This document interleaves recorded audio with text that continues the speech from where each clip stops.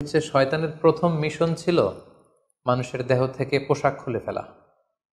I repeat, আমি আবারও বলছি, মানুষের দেহ থেকে পোশাক খুলে ফেলা, নগ্নতা বা অশ্লীলতা, এটা হচ্ছে শয়তানের প্রধান হাতিয়ার।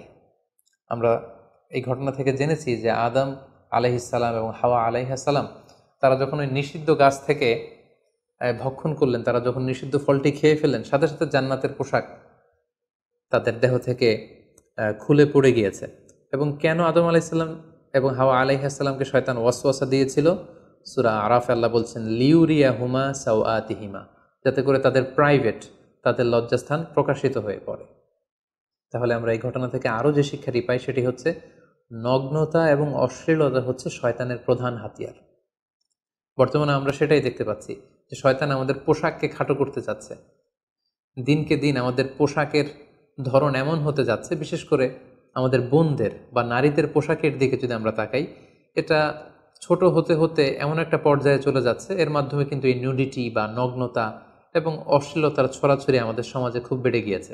এবং এটা ছিল শয়তানের প্রধান হাতিয়ার। আমাদের আদি পিতা এবং আদি মাতাকে এই নগ্নতা এবং অশ্লীলতার মাধ্যমেই, তাদের দেহ থেকে পোশাক খোলার মাধ্যমে কিন্তু শয়তান প্রথম তার শত্রুতা প্রকাশ করতে পেরেছিল।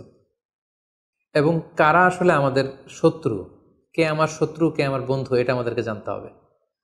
আল্লাহ তাআলা খুব সুস্পষ্টভাবে কোরআনে বলেছেন যে ইন্নাহু লাকুম আদু মুবিন, তোমরা শয়তানের পদাঙ্ক অনুসরণ করো না, কারণ শয়তান হচ্ছে তোমাদের সুস্পষ্ট শত্রু।